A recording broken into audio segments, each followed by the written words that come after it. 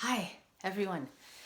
Welcome. I have some tight shoulders today. If you have tight shoulders today and you're watching live or the replay, let's just take a moment to give ourselves a little rub and dream about that massage to come one day in the future.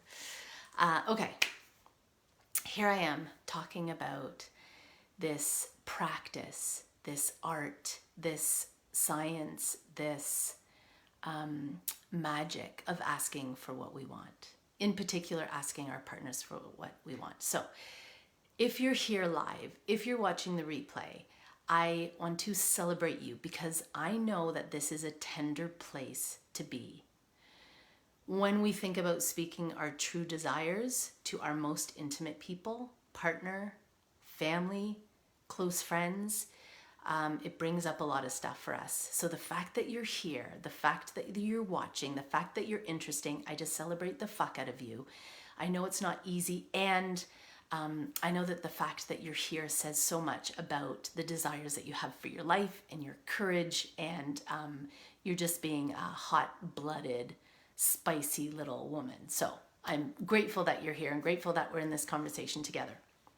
Okay, so today I wanted to talk about 3 fears that I had about asking my partner for what I wanted, and they are fears that I've heard from many other women.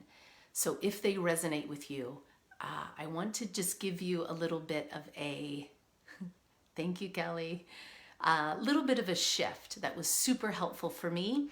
And let's just start there. Okay. Number 1 fear, the fear of getting no, the fear of asking, the fear of like having the vulnerability and the courage to get what is in here out of our mouth and into the air and saying it to somebody and hearing no. That fear is so real, and it's something that I had for a very long time. And here are some beautiful different ways to think about that no. Okay. Number 1, have you ever, if you have kids in your life, you know how kids are completely undaunted and unfazed by a no?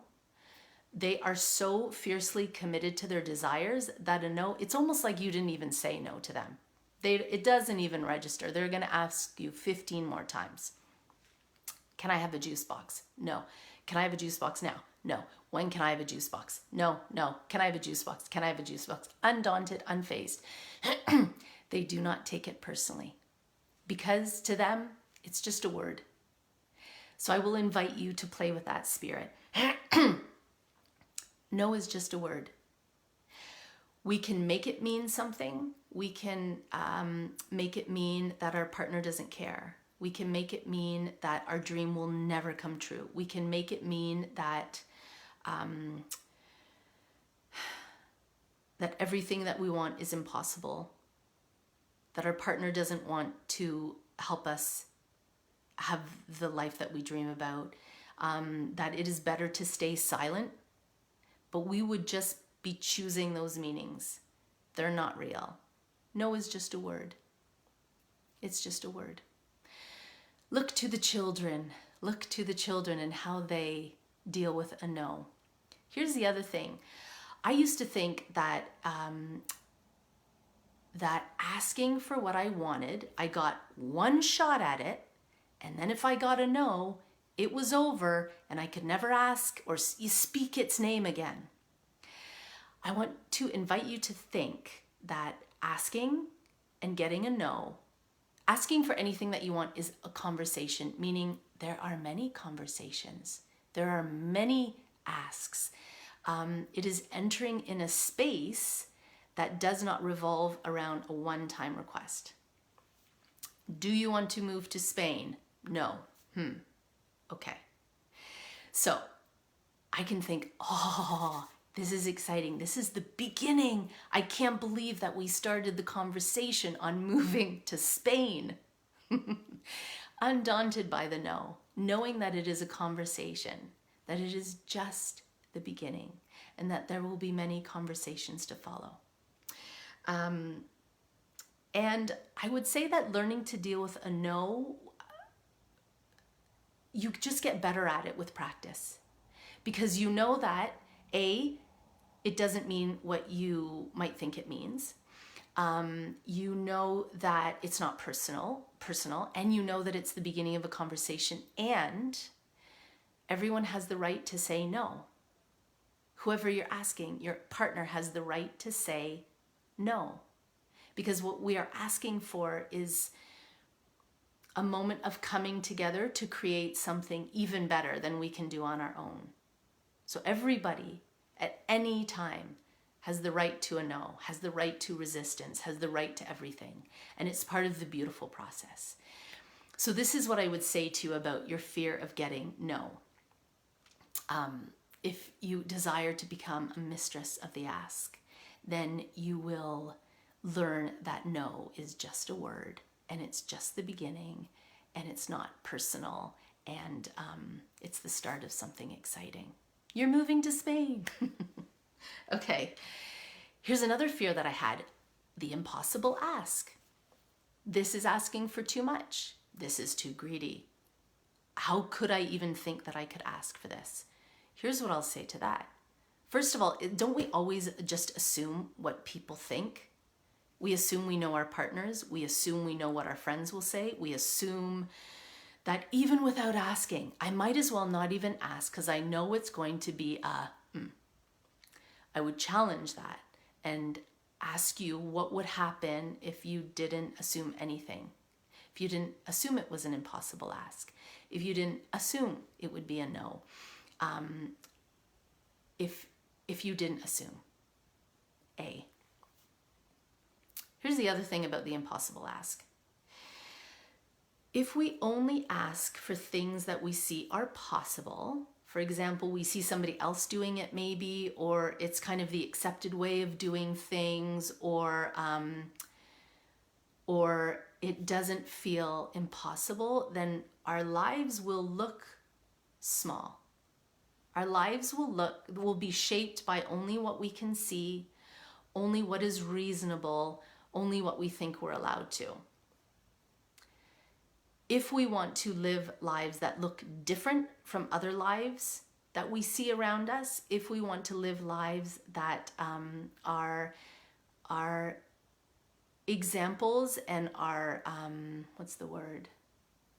living representations of our greatest desires, then we need to expand what we think is possible. We need to get into the territory of the impossible ask, of the outrageous ask, of the too much ask. And maybe it's not at the very beginning of our adventure in asking, but it's going to be there. And we know we can deal with a no. And we know that we don't need to assume what we think our partner will say. At the beginning of this pandemic, when schools shut down and our kids were sent home for the first time, I had just started off in this new career path. So I had zero income. And my husband was working a full-time job. He had what I will put in quotes as the real job, meaning steady income, and he worked for somebody else.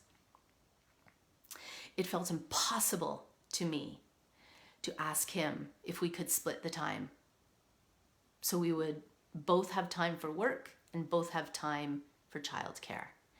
I asked for the impossible and I got it. It doesn't mean it was a one question yes. It meant that it was a conversation, but I asked for something that I thought was impossible, and it was not impossible. And that very big ask just took me into another level of asking. So I would just say to you, it's not impossible, and you can deal with a no, and it's worth asking. And the lives that we want live in the space that is impossible and the space that is outrageous. Here's the other thing about the impossible ask. Sometimes what happens in the impossible ask, like, I can't believe I'm asking this. It's got to be impossible. It's too outrageous. It's too much. And then the person that you ask upsells the ask. They're like, you know what would be really cool? And you're thinking, I can't believe this is happening, because I asked if we could move to Spain, which I thought was impossible. And now my partner or the family member or the friend is saying, you know what would be awesome is if we sailed there. When you make the impossible ask, you also invite the person on the other side of the ask to come into this extraordinary space with you where you both get to dream in the impossible, in the outrageous, in the unimaginable. Because the people that you're in relationship to also have impossible asks, also have dreams that feel like they are in the outrageous, in the unimaginable. So when you gift someone with an impossible ask, you also allow them to come into that space with you. It's so beautiful. The impossible ask. It's not impossible. Okay, here's the other thing. For a long time, I had asking for what I wanted confused with asking for permission. I would suggest that at the beginning of practicing the art of asking for what we want, we do all the different kinds of asks. Sometimes we ask and it does feel like we're asking permission. We're like, ugh, gross, that's makes me want to throw up. It's all part of the process. There are no wrong asks. There's only practice. There's only learning. There is only celebration. And I would invite you to think of it another way. Not asking for permission, because we don't need permission, but asking for somebody to help make your dream come true, because it is not only easier to make your dreams come true with somebody else's help, but it is also more fun. Not asking permission, asking for somebody's help in making your dreams come true, because it's easier to do it with somebody else and it's more fun. So in a way, the ask is, look, this is something that I so want for myself. Like I think about living in Spain, and maybe we're in Barcelona and we're surrounded by all these artists, and I just get so turned on. And how would you feel? Like, what would you feel like if we could make that an adventure, if we could take our family to live in Spain? I'm not asking for permission to go to the bathroom. I'm saying, what can we create together? What outrageous adventure that is bigger than the life that we're living right now can we dream together? This would light me up so much. This would please me so much. You can see how juiced up I'm getting. Do you want to be on this adventure with me? How do you want to be in this space with me? Most women, at some point, especially women who have done all the work and were like, I'm empowered and I'm an independent woman and I can do things on my own. And there's so much of that is beautiful and that we need to celebrate.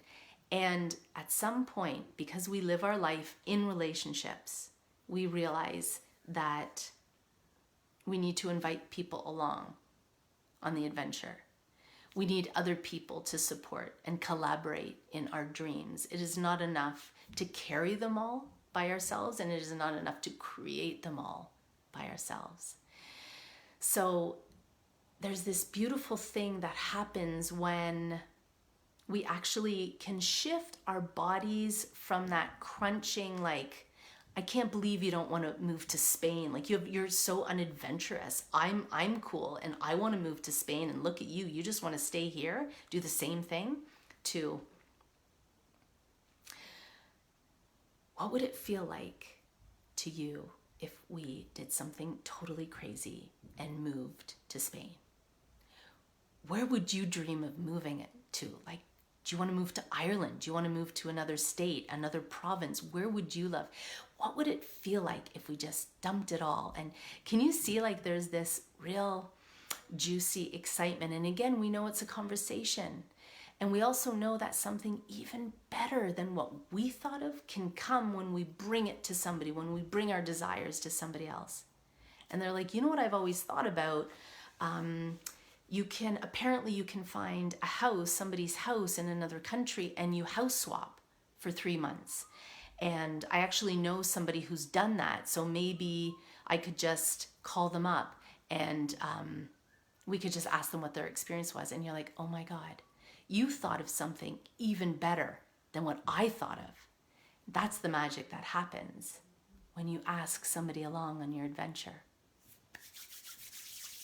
Ain't it juicy? Ain't it juicy? If something has popped into your mind right now, either live or on the replay, and you're like, ooh, I would love to ask this, and it feels impossible, it feels outrageous, you are afraid of getting a no, pop it into the comments because I want to know what it is. I want to cheer you on. And I want to celebrate the fact that you just know what you want to ask for. I don't care if you ever ask for it or not, but it's juicy anyway, isn't it? To be in that taste of possibility. So here's what we talked about. 3 fears that I myself have experienced and that I've heard other women experience when it comes to asking for what we truly want in our partnerships, in our intimate relationships. The fear of getting a no, the fear of the impossible ask, and feeling like we have to ask for permission. And now we have just shattered all of those. We have breathed new life and just cracked some sunlight into all of those. So I love that you've been here. Tell me what you thought. What resonated with you? Was there an aha moment? You're like, oh, I do that. Or, oh, I want some of that. Or, ooh, that's a new way of looking at it. I would love to hear. In the meantime, wishing you ease today. Peace and ease and moments of nourishing quiet. That's what I'm desiring today. So that's what I'm wishing for you today. I will see you on the other side.